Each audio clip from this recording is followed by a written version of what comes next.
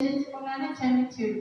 ఆయన కనికరపడ్డాడు. ఆయన దగ్గరికి వచ్చి కనికరపడినప్పుడు ఆయన సరే ఆయన బాగా మౌలించి ఏడ్చి మరి ఆయన ఎడలో ఓర్చుకొని అయితే నేను తీరుస్తాను నా ఎడలో ఓర్చుకొని నేను ఇప్పుడు తీర్చలేని పరిస్థితి అని చెప్పేసి ఆయన మొక్కినప్పుడు కనికరపడి ఆ 3,60,00,000 తిరిగి చెల్లించకుండా క్షమించేస్తాడు. మరి ఆయన మరి అతను మళ్ళీ వెళ్ళి అతనికి విశ్వాసం 100 దేనారాలు అంటే 50 రూపాయలు అంట.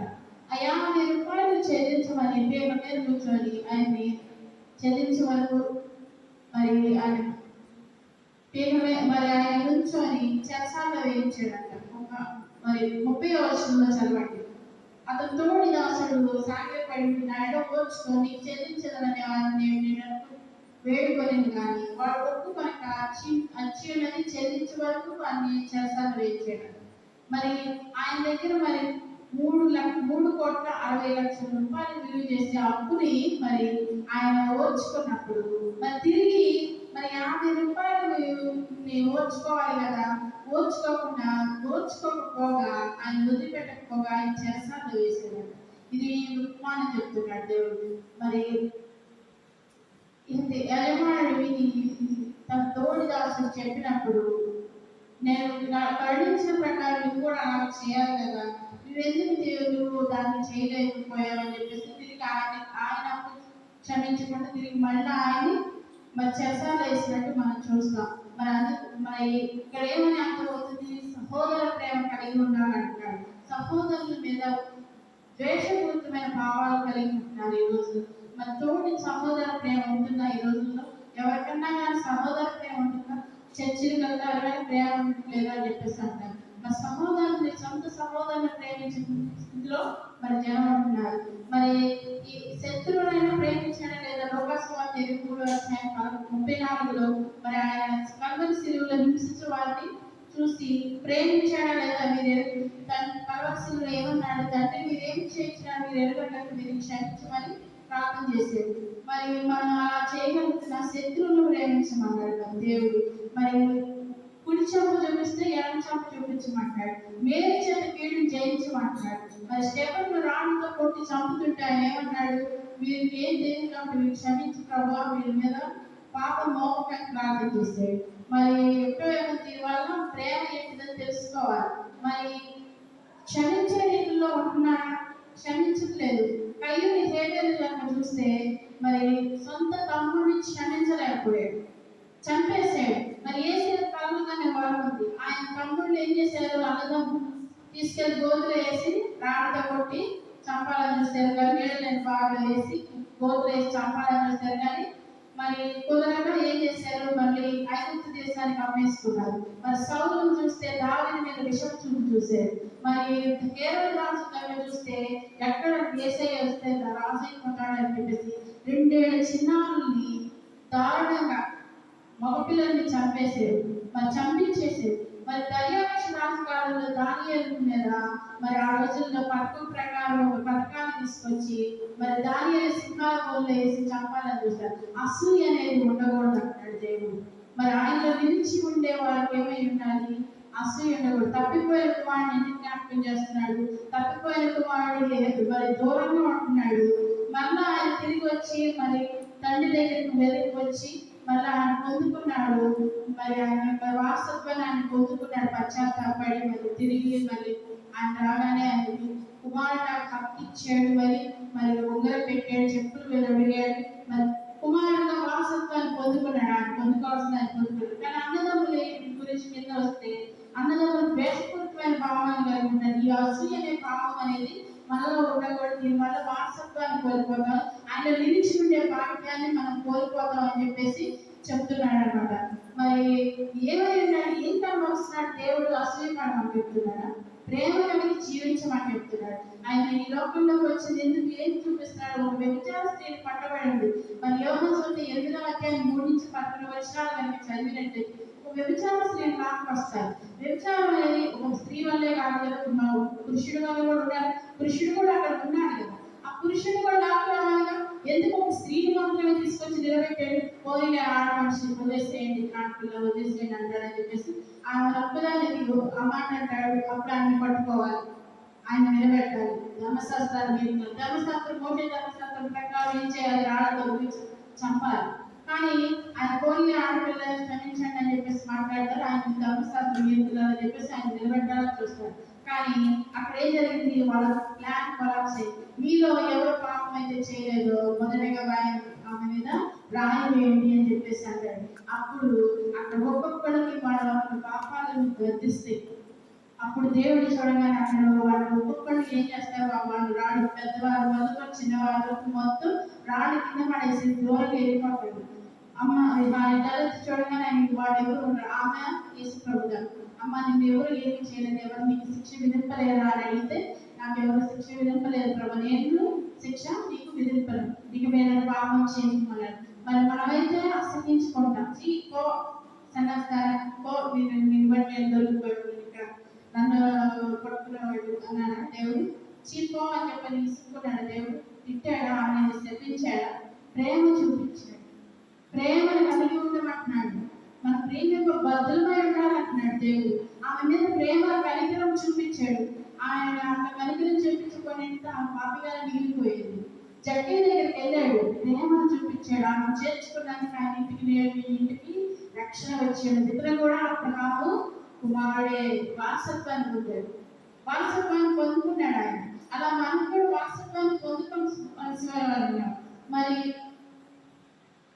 యెషయా 61లో మరి లెంబో తేనె నిలువు నీకు వెలుగువచ్చిందని అన్నట్లుగా అంతటి ఘోర పాపలు కూడా దేవుడు క్షమించాడు.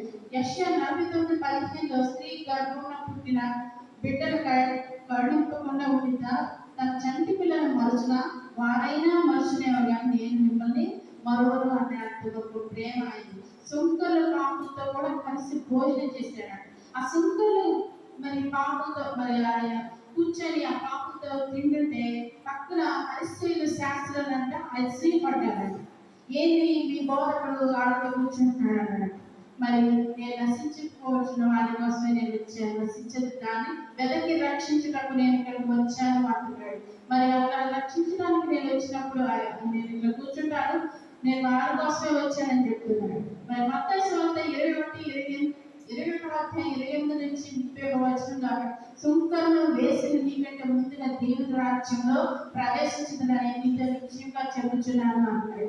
మరి లూకా సువార్త 6:20లో మరి బీదలైన వారు మీరు ధన్యులు, దేవుని రాజ్యం మీరే అంటున్నాడు. మరి మనం ఎంతలా అర్థం చేసుకోవాలి దేవుని ప్రేమ? మరి ప్రేమ మనలో నిలిచి ఉంటుందా? మనం ఆ వాక్యాన్ని పొందుకుంటున్నామా? నిలిచి ఉండాలి, ప్రేమలో నిలిచి ఉన్నాడు. ఫలింపు కోరుతున్నాడు. ఫలింపు ఉంటుందా మనలో? అసూయ ఉంటుందా? ఏముంటుంది మనలో?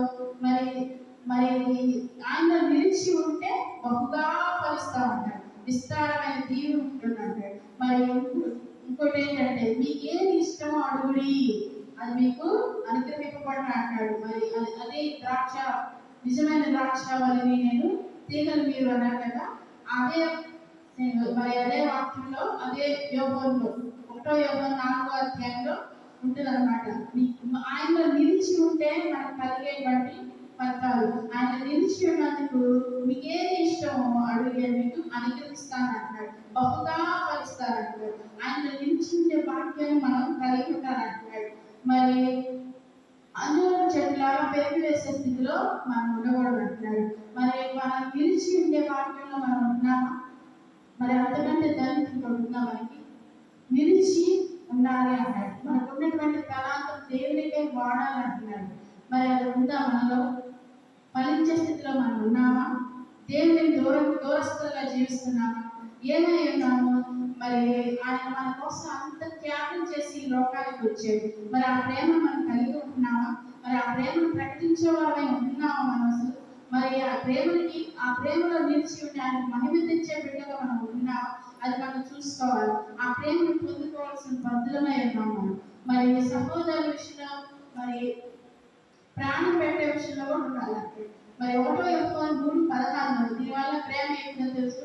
సహోదరుల నిమిత్తం మనం కూడా సహోదరుల నిమిత్తం మన ప్రాణములను పెట్ట బద్దులమై ఉన్నాము అంటాడు. మరి ఆ త్యాగం ఎవరు చేయగలిగారు? ఒక్క యేసే మాత్రమే చేయగలరు. ఎవరు చేస్తారు ఆ త్యాగం? సహోదరుల నిమిత్తం త్యాగం చేయాలంటారు. మరి ప్రాణం పెట్టాలంట. అట్లా పెట్టే స్థితిలో మనం ఉంటున్నామా? మరి ఇవన్నీ ఉంటేనే ఆయన నిలిచి ఉంటాం. మనలో అహం ఉండకూడదు, గర్వం ఉండకూడదు, అసూయ ఉండకూడదు. గర్వించిన దేవతలు దెయ్యాలని బైబిల్ చదివిస్తుంది. గర్వము, అహము, దాంభికం ఇవి ఉండకూడదు. మనకి ఏముండాలి? ఆయన యొక్క ఆత్మవరాలు ఉండాలి. మళ్ళీ ఏముండాలి? ఆయన తలాంతులు వాడే రీతిలో మనం ఫలించే రీతిలో ఉండాలి. అంతేగాని అసూయ, మచ్చన, కుళ్ళు, కుట్ర అవి ఉండకూడదు. మరి ఆయన ప్రేమను నిలిచి ఉండే పాఠంలో మనం ఉండాలని చెప్పేసి నేను ఈ వాక్యాన్ని నేను తెలియజేస్తున్నాను. మరి నాకు ఈ అవకాశం ఇచ్చినటువంటి యేసు భక్తులు గారు ముందుగా నా హృదయపూర్వక ధన్యవాదాలు తెలియజేస్తున్నాను.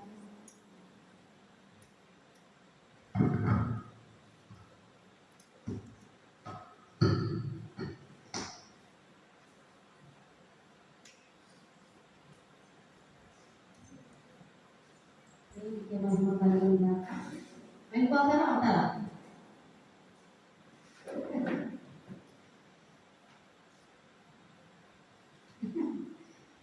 అక్కడ ఒక విధంగా నీట్గా చేసి కొన్ని మాటలు చెప్తాను. ఓకేనా? కొన్ని ఒక పావుగంటలో నేను చేస్తాను. దేవుడి వరకు పెట్టుకు వాడుతున్నారు. కొన్ని మాటలు నేను జ్ఞాపకం చేస్తాను. ఇంకా ప్రేరేపించమని వచ్చాను అన్నమాట. అంతే టైం ఆల్మోస్ట్ అయిపోయిందండి.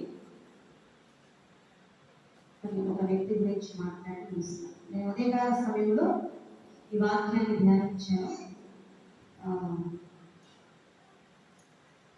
ఇప్పుడు దాని కంటిన్యూషన్గా ఒక వ్యక్తిని గురించి మాట్లాడి నేను చాలా ఇష్టపడుతున్నాను. యెషయా గ్రంథము 14వ అధ్యాయము 1 నుంచి 5 వచనాలు చదువుతున్నాను.